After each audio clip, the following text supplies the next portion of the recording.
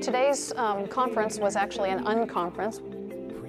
One of the great things about this kind of a format is that you actually get to hear live questions, and it becomes more of a dialogue instead of just a one-way presentation.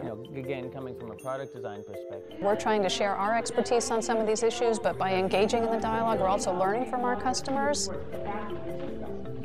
Sappi and IDEO created a unique collaboration to really understand their stakeholders. One of the most important things about the EQ tool is that it's just not a single message. The EQ tool has many messages, and they're targeted at the merchants, the printers, the creatives, the publishers, and they all approach environmental impact from a different lens, and it was important to show them how Sappi was addressing their concerns.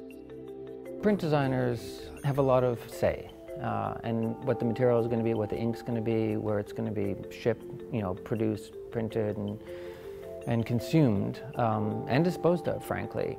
There's this notion in design that 90% of the consequence of any design is determined in the first 10% of the design process. So Sappi is very interested in being early on that equation, where the greatest impact that you can make is when you pick your supplier.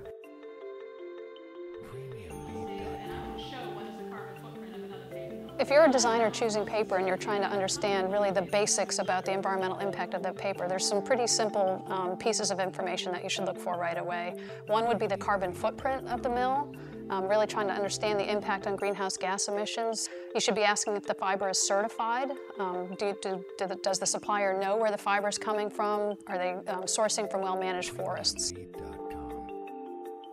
I think designers have a real responsibility to know the impacts that are created from their choices, and that we can no longer be satisfied with aesthetics and cost being the drivers for creating the products and services that we design.